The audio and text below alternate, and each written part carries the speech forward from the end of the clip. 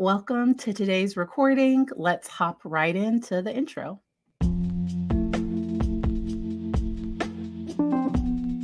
You are listening to Legacy Moments, where we have authentic conversations about life, business, and so much more to transform your mind, body, and soul. I am Dr. Patrice Berry, and I am joined by my co-host and mom, Johnny Lloyd. Together, we combine my years of psychological training with her years of business and leadership experience to add value to your day. Thank you so much for joining us today. For the month of February, we are going to start a love series called Are You Ready for Love? I do believe we did a similar topic, and I will link some of those once the recording is done. I'll link some of those down in the description. But this is such a phenomenal topic. And when we talk about love, the first one we talk about is self-love. And so today we're going to be talking about what are some signs that I'm ready to love, that I'm ready to be there for somebody else. Yeah. Yeah. And the key with that is until you're ready, even if you walk into an opportunity for someone else to love you or to be loved at that level in a relationship, we will find triggers. There are situations that happen that will cause us could cause us to end up in a situation that we don't want. So the key is that when I love me, I teach other people how to love me the way that I love me, the way that I show love to myself. And that doesn't mean that it's a perfect situation where you never have a negative thought. You always think you're amazing. That is not what we're talking about. We're talking about what is you when you think of you. Do you breathe and you smile because you know you're becoming the best version of you? And even if you're in a relationship and maybe you're working on self-love, we are going to have tips in this video that talk about how you can love yourself if maybe this is a thing that you struggle with. So nobody has amazing self-esteem all of the time. Nobody feels great about themselves all the time. But when I have a place in me that's empty, and if I base my worth based on who I'm with, based on how they're loving me or what they're giving me, or if I need everything from them. Now, it's normal within a relationship. Like this should be a reciprocal relationship. But there will be times where your partner is going through some stuff and they're not able to show up for you in the way that you might need them to. Or there will be times that you need more than what the other person is capable. Because I don't believe that other people were made to fill us completely. And that's where you have to be careful watching those Hallmark movies. Oh, yeah. And those like movies where it's like, you complete me. And you just really have to be careful with that, because sometimes it sets up this unrealistic expectation that this other person is going to be my all in all, and with them everything is going to be phenomenal. And it's normal for me to feel better when I'm with somebody, but it's not good if all of my happiness is tied up into this other person. Because if all of my happiness is tied up into someone or something other than me, then what can end up happening is when that is removed from the situation, then we feel completely empty. All the anxiety and pain and all of those things happen. And the key is that, do you want to empower somebody at that level? And Omar has said, had a phenomenal comment. My therapist asked me, would you date yourself in your current state? And I like that, because there are times, and no, like I said, no relationship is perfect. You are going to be triggered, because when you're in an intimate relationship, they are going to point out things, or they're going to see parts of you. Like there's going to be some friction, like, I don't know, but it shouldn't be, because sometimes if I don't love myself, I might accept how somebody else treats me. But it might be, and there's no other trigger warning, it might be abusive. And so, or even if it's not abusive, but it's still toxic, I still see that as problematic. And being able to set boundaries with myself and others, and being able to do those things. So for my first thing, I think one of the first signs that yes, I am ready to be in a relationship with somebody else is that I know who I am. I know what I like, and I'm okay with me. I think that is huge, because so often we get with somebody else, and sometimes people do this chameleon thing where they become the other person. They enmesh, like they just completely, like, whatever you like, I like, whatever. And I think there was a movie where the woman didn't know how she liked her eggs. I almost think it was Think, Pray, Love or something, or Pray. It was a good movie. Eat, Pray, Love. Yeah. But going through that journey of self-discovery, of finding out who you are, I think that can be incredibly important, because when you're with somebody else, especially somebody else that does know who they are, that knows what they want, it can be incredibly painful to pretend to be what they want. And then when they realize who I really am, they're like, oh, I don't want that. Like, that would be just. Okay, so I'm going to tap into the chameleon because I can't help myself. I love this. And I learned this through Pastor John Wesley from Alfred Street on the concept of seek. He was on one morning and he talked about a chameleon. The thing that we have to remember as a chameleon, if every time the chameleon gets on something else to protect itself, it changes its colors so that it fits into its environment, so you don't notice it, so that it becomes a part of the environment, right? So what happens is, biologically, chemically, every time it does that, it loses its strength, it loses its energy, it lessens its life. And when I say that, I'm not even saying your natural life. I'm saying it loses your energy, your strength of who you are, because it's like, how do I like my eggs? Right? She had eaten eggs by whoever she was with. That the way they liked them is the way she liked them. Then she realized that, like a chameleon, you realize when you're shifting from that to being authentically you, that this is the way I like what I like. And I don't need to apologize or make excuses for how I like what I like, because you become more entrenched in you. So what my tip is going to be is know you. Know who you are. Take time. Isn't that what I said? Alone. Alone. I'm adding it. Okay. Take time alone to know yourself at a deeper level.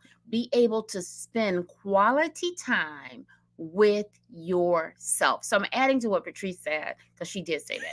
So she did say that. Okay. I mean, hey, pick it up.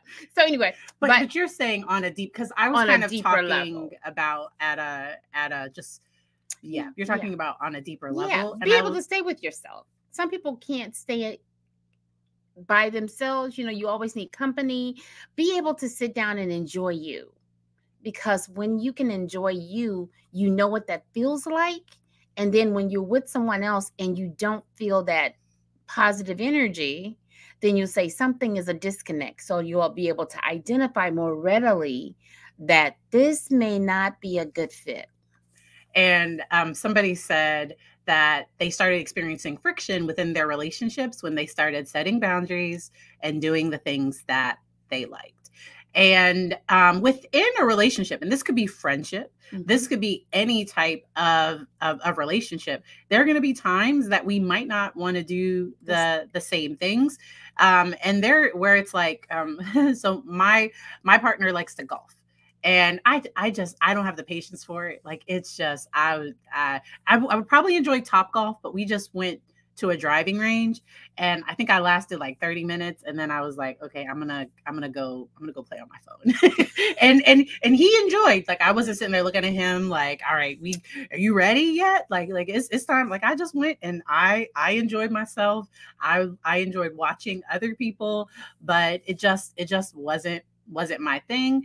And when he goes back to the driving range, I don't need to go. Like, that's not something that we need to do together. And so my next tip is going to be be okay. And this is going to be similar to what she said. Be okay with being different. Because I think that sometimes we think, okay, this is what people want. Oh, I have to be this size. I have to do this. I have to do that. I have to cook and clean. I don't know. Now, if I want to do those things to grow and develop myself as a person, great. That is not a problem. Because I do think we do need to talk about how to manage if you're not finding the right partner. How do I still find joy and happiness when that's what I really long for and what I really want, and if that's not what I'm finding, because for me personally, because marriage is hard, relationships are hard, but relationships with the wrong person can be like, I'm thinking like, that devastating. Devastating. Yeah. So what I'm gonna say is this: is that I like the example Patrice used about her and her partner about the golfing. When I say know yourself and know what you like, and we talking about boundaries and all those things, that doesn't mean that because I don't like this activity that I say, no, you go by yourself. I don't like that. And just, negative about it. We're not saying that. Notice she said she went. She figured it out. She tried for 30 minutes. She lasted, which is 30 minutes. Wait a minute, is 28 minutes more than I thought she would. So anyway, she did. But this is the deal. She encouraged him to stay. She didn't sit there with her. You know how sometimes we can be with our arms closed and, are you through yet? That kind of thing. If I love shopping, I love antiquing, I love thrift store shop. I love stuff like that. I love the hunt, that kind of hunt. I love she that. She can do it all day. Listen to me. I can take $5 and get you an outfit that would blow your mind. But it might take an hour. It may take an hour to find it. I mean, because I like high-end stuff. So, I like to look good. So, but that gives me joy. Not the person. Not all day. Not all day. No. Now, if I have lunch in between there and some other stuff, maybe I'll get her from. You have to feed her, and there's some other thing. So know who you are and know who you're with. I like that. Hear me. Know because this is a relationship we have, right? So my tip is going to be this: when you start knowing yourself, find a friend. Not someone a friend. It could be a girlfriend, it could be a guy, but find a friend, because relationship will cause you to grow, because they're going to say something, they're going to do something, and you're going to have to deal with all of that, right? And a lot of people think they're healed from a previous situation, but then when you get into a relationship, you find out, ooh, they pressed the button, it triggered something, and you have to deal with that. And so something that I learned from being in relationship with other people, because within my family, and we have mentioned this time and time again, we are incredibly sarcastic. And sarcasm can get mean. It can be passive aggressive. And I used to joke with people and make these jokes. And it was not my intention for it to come off in a hurtful way or any of those things. And so now I'm sarcastic about like the work, but I'm not sarcastic about the person. Right. So I wouldn't be sarcastic. Sometimes you like, I don't know. Yeah, like, she did that. Remember a few weeks ago? She was, y'all didn't even see the first part. She had patted it and changed my hair and everything. And it's a little happy today. But, so this is what she said today. Today she said, I said, well, I know my hair is a little happy. And she said, it's a good happy. Like, you can go on with me. You're okay today. But a few weeks ago, she was patting it and looking at it and saying, what happened? But this is the deal. It doesn't mean in a relationship that the person is always rainbows and roses. In a relationship, you want someone to look at you and want you to be your best you, not convert you, not tell you what you're not all the time. I'm not saying that because that's very damaging. So to look at you and say, hey, whatever, like, and encourage you that you can do better. And the next week, if you notice, if you go back and look at the videos, the next week my hair was all tamed and all curly. But it wasn't because I know that you have to know the person's heart. And this is what I'll say. When you spend the time, like we're saying, when you spend the time with you, you know your heart. Yeah. And then you're able to share yourself in a way that is more intentional and more direct, strategic, right? People say strategic and heart sharing. Oh, yeah, you need to be strategic. But more than that, you'll get a chance to know the other person's heart. And then you'll say, I know that's what they said, but let me clarify it because this is how it made me feel. And then I think a big thing with self-love is knowing what you want to. Because I think it's incredibly important. I lucked out that I was set up because if I had, I don't know, like I should have done therapy a lot sooner. So if you're single or if you're coupled and having trouble, therapy for you, like, because sometimes couples therapy, it's hard for us to work as a couple if I got stuff going on with me. And so there have been times where I started to feel a certain way within relationships. And it was like, ooh, I need to go and talk with a professional about this. And so being open to that and knowing that that can be incredibly helpful, because there are times that we punish the people in our lives now for things that people did and it's not related. Like if I hadn't been through that other thing, what this person's doing, it would probably bother me like 10-20%. But because of that other stuff, I'm at like a 60 or so. Like it's more hurtful because of this. So I need to work on this stuff and then address whatever is going on with this person. And that's going back to doing our own work. Making sure that we do our work, because it's not just about being in a relationship. Are you trusted with your own heart? Yeah. Are you trusted to be with you? I love the question. Would I date me? There was a time in my life I wouldn't have dated me. I was jacked up. And not because, I mean, on the outside, look, had it going on, had the all of that, professional, executive, all of that. But inside, so when somebody is in a relationship, remember, they're dating the person you are inside. I mean, you may look cute and all that on the outside, so that's a great presentation. However, the revelation really comes when you start spending one-on-one time and the person starts saying, well, ask a general question and you start saying something that's off kilter, and then you find out, oh, no, that's what I meant. Or no, the guy says, I asked a guy one day, a long time ago, and I said, we were across from dinner, having a nice dinner, really good looking guy, because I like what I like. So anyway, so he's sitting across and I'm thinking, okay, Johnny, come back. And then I said, hey, let's talk about your vision. And he said, oh yeah, my eyes are 20/20. I said, oh, are they? When I lift my voice a couple octaves, that's not a good thing. Okay. So I said, oh, are they? And so I asked a couple other questions and it was the same pattern. And I said, this is not, because I'm not trying to create someone. That's not my job. As a woman, our job is, I have in the past liked what I call projects. It's not good. I not healthy. I like the saying that says, the only man you can change is in diapers. Yeah. Like, don't.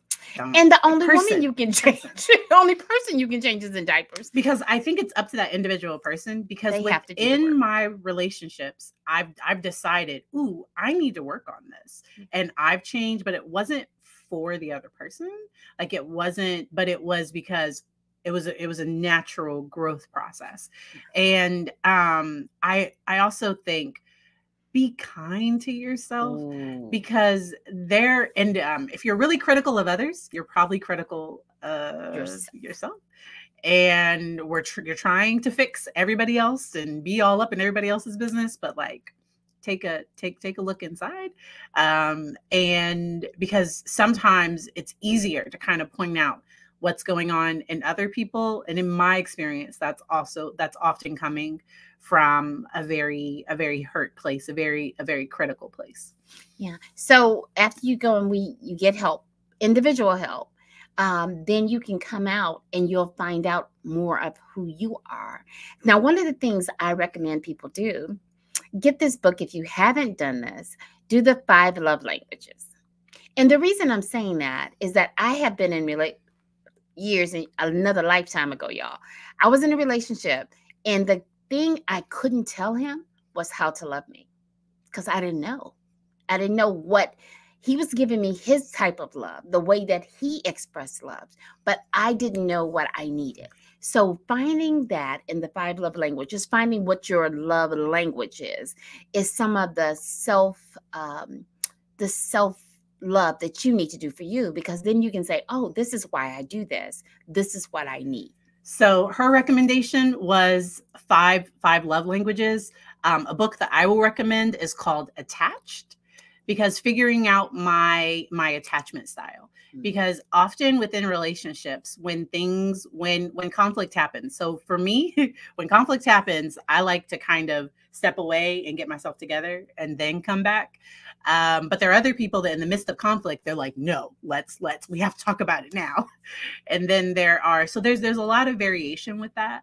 5 love languages. It's not, because I'm the psychologist, I have to criticize the research a little. It's a really good book, and in general, because I think we need all of it. But I do agree that people, if they're not getting those words of affirmation, if they're not getting that non-intimate touch, if they're not getting certain things, that people will struggle more. And we often give the love that we want. So somebody that their love language is gifts will often give to other people, and then be a little disappointed when people don't give back to them. And but those are the people that they're giving to, their love language might be quality time, and so they might not even be giving them the specific love that they want and deserve. And then the other thing, the reason that I say be introspective, know who you are. Oh, you got a question? Yes. Introspective is really important, because then you get a chance to mirror what you're already feeling. So it is a myth that the right person will just know how to love you. Whoa. Like that's a lie. That's a lie. That's a lie. That is a lie. That's a L-I-E, y'all. It's a 3-letter word, but it's a lie. Please, let's not, because Omar said I was expected to just know without explanation. And because even the best types of relationship, there is communication. And we're not gonna, because this might get a little, I already say that this, but within, like when you're intimate with people, communicating what you like, what you don't like that is incredibly, people, they're not just gonna magically know. And so it's just not gonna, now some people have good, but that's not gonna be the norm. and it doesn't mean that somebody is doing it wrong if they don't even know that, oh, I just want you to call, just be nice to get a text message at the end of the night or something. I don't know if there was something specific that I was wanting. But knowing that all relationships have seasons, they have ups and downs. Relationships are work. And I am a believer. So I don't think that marriage is better than singleness. I don't think married people are better than single people. I don't think people that have children are better than people that don't. Those are different states. And so an individual that's single, it's different. A person that's a single parent, things are different. A person that's married, these are just different stages. They're not better, because I don't like it when people are longing for something, but it's not really, they're really longing for that status. Does that make sense? Yeah.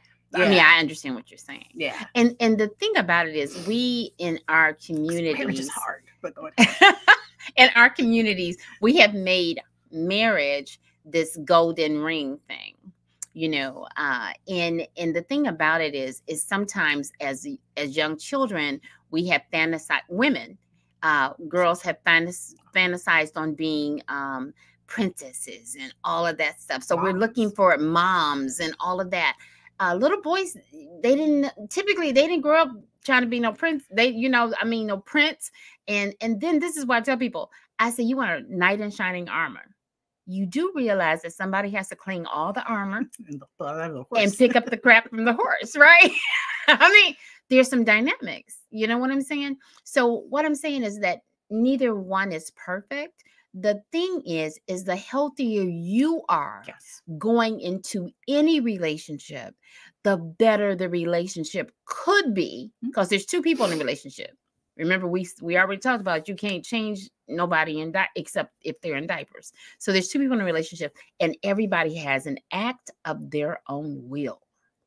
And my last point is going to be, you have worth and value exactly the way you are, and that the right person is going to, you know, to love you, to be there for you exactly the way you are. I've been open talking about my because back in August for my 40th birthday, my doctor was like, "Hey, you're pre-diabetic." And so starting in January, because like New Year, I started to get more. So really, I had to give up my coffee, because my coffee was like probably 1,000 calories. I don't know. Like my coffee, it's half delicious. of it was cream. It was mostly cream and sugar. It was a lot of sugar. And so I've been on a health journey, but I am thankful that my partner never once ever said anything about because I was telling my mom, I was like, I was up to my full-term pregnancy weight. Like I said, you delivering something. And so we can laugh like that, right? We can laugh about that because it's fine. But this is the thing. And I brought it up first. Like you I wouldn't have, no, I was seeing it, but and I was offering other opportunities, because I have 4 or 5 sizes in my closet, right? And which I'm getting rid of the higher end ones, right? And so I said, do you need to come to my closet? I was doing that, but that was it. But this is what, love me for who I am. And first person has to love me for who I am is me. And so her deciding to make that shift is more powerful. And I was gorgeous at my I was gorgeous so there at 300 pounds, but it wasn't healthy. And so and that I was focusing on my health, that and doing things in a healthy way, to focus on my health. And so being able to know that you have worth and value in your singleness, in your whatever state that you are currently in. Because I think what happens, people can get disappointed when they do end up married, and it's like, oh, like this doesn't feel the way I thought it was going to feel. This isn't. And so just knowing that that you have that worth and value right now. Wow. And then my last point is this, is that build yourself up in a way that you not just know your worth, but your life shows your worth, and make room. If you're expecting something, I'm not telling you clean out a closet, or maybe if all your closets are full of your stuff, Johnny, you know, if all your stuff is filled with your closet, I'm doing better, y'all, is filled with your stuff, then maybe if you're expecting something, you might want to, start cleaning stuff, but become organized. Do the things that you desire now. Now. So don't wait. Don't wait to travel. Don't wait to buy that house. Don't wait to do all those. Do it to now. Finish school, or I don't know, like going ahead and do all those things now. Because you will start meeting people in that lane. You'll start meeting yourself. You'll start growing and building. Because remember, when people get in a relationship, they typically don't stay at that same level. They start thinking. They start thinking and growing, and people start businesses, and all these things happen in the relationship. Have a growth mindset. Have a growth mindset for you, and then that will travel over into other relationships. So that's my tip. I am so excited. So once again, we are doing this love series where we are just going to be talking about different aspects of love. Next week for Black History Month, we are going to be talking about Black love. All right. Thank you to Alicia Jones. I won't say your government name. You don't have your government name up there. Miss Cynthia, to everybody that joined over on YouTube. And we hope you enjoy the rest of your day.